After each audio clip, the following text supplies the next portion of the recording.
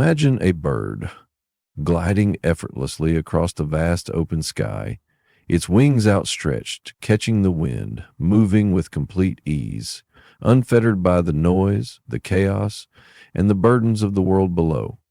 Now, pause for a moment and envision yourself as that bird. What would it feel like to be that free? To soar above your worries, untouched by pain, unshackled from attachments that weigh you down day after day. Letting go isn't about losing something valuable. In fact, it's quite the opposite.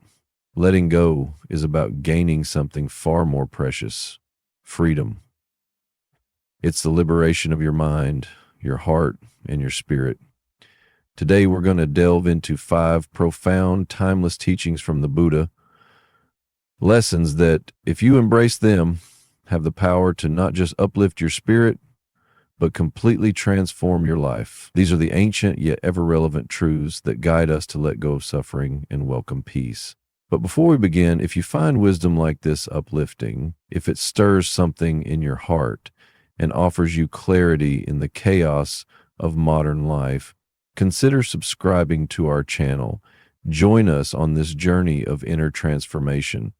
Together, let's rise, let's soar. Lesson 1. Clinging is the root of suffering. The Buddha taught that our suffering doesn't come from what we lack, but from our attachment to things, whether it's people, possessions, outcomes, or even beliefs. Clinging binds us to suffering. Picture this. You're holding on to a burning rope. The tighter you clutch it, the more it scorches your hands. But in fear of losing your grip, you continue to hold on, even though it's hurting you. That's what attachment does. It burns, and yet we keep gripping tighter, afraid to let go. The Buddha once described this beautifully. Imagine crossing a river using a raft. It serves you well. It carries you across the water safely. But once you're on the other side, do you keep dragging the raft around with you? Most of us do, figuratively. We carry old memories, expired relationships, and outdated dreams long after their purpose has passed. Think of a love that ended, a dream job that slipped away, a vision of your life that no longer fits. By constantly looking back, holding on to what was or what might have been, we rob ourselves of what is and what could be. Letting go doesn't mean forgetting. It means freeing yourself to live. It means making space to heal, to grow, and to breathe again. Lesson 2. Change is inevitable. The story of Kisa Gotami is a hauntingly beautiful reminder of life's impermanence. Grieving the death of her only child, a heartbroken mother named Kisa approached the Buddha, begging him to bring her son back to life. The Buddha gently told her, "Find a mustard seed from a household that has never known death, and I will restore your son." Hopeful, she knocked on doors throughout the village, but in every home she heard the same story. Each family had experienced loss. Her grief gradually transformed into understanding. Death, like change, is a part of life's rhythm. No one escapes it. We often live as though things are meant to last forever. Relationships, youth, success, health. But permanence is an illusion. Everything good or bad eventually changes. Trees don't resist autumn. They let go of their leaves, knowing spring will come again. In the same way, when we stop resisting change and instead welcome it as a part of life's natural cycle, we find peace. Don't mourn the seasons of your life that pass.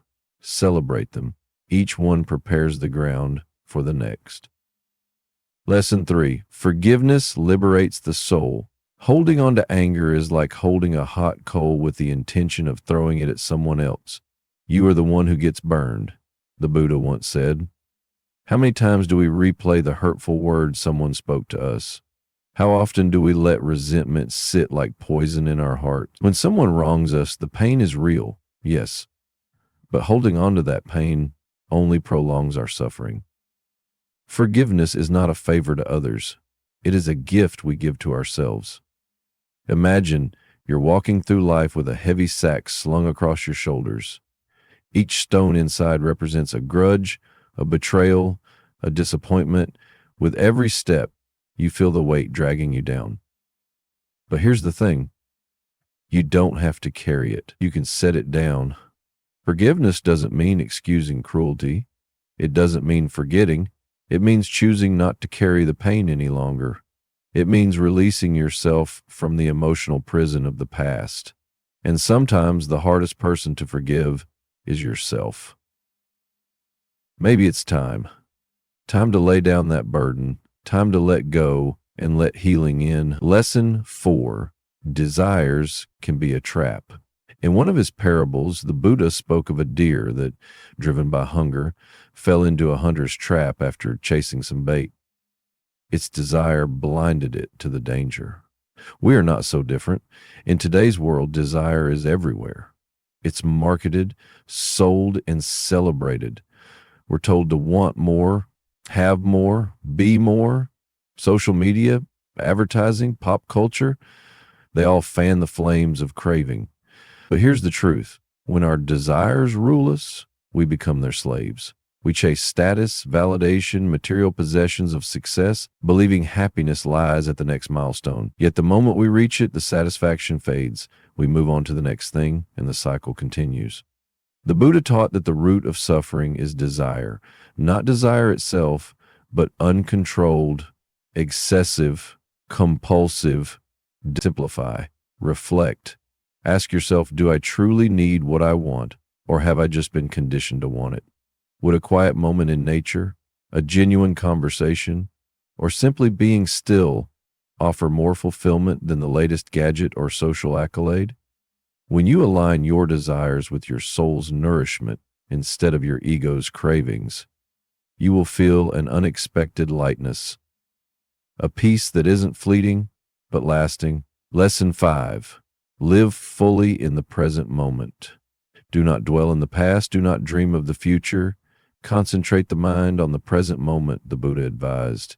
And yet, how often are we truly present?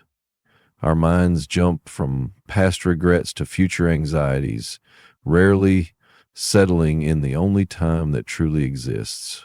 Now, imagine a man crossing a river on a narrow log. If he keeps looking back at where he started or constantly gazes toward the far shore, he risks losing his balance and falling in.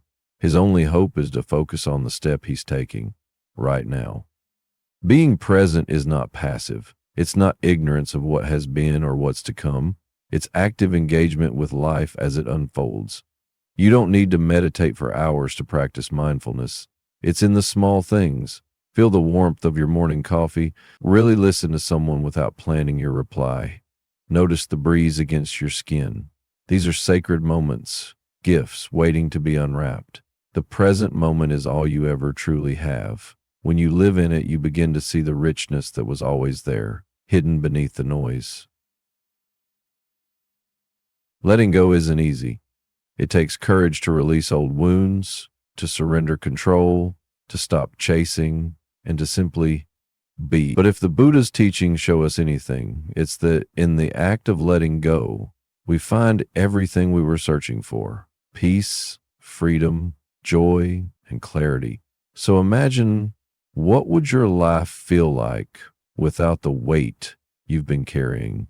What kind of person could you become if you embraced change, forgave freely, released craving, and lived with presence? You don't need to do it all at once, just take one step. And if you found value in today's journey, we invite you to walk with us. Subscribe to our channel and join us in exploring more timeless wisdom for a lighter, freer life. Share this video with someone who might need a little light today. Let's illuminate the path together. Thank you for watching, and may you walk the path of letting go with strength in your heart and grace in your soul. Until we meet again, stay mindful and stay free.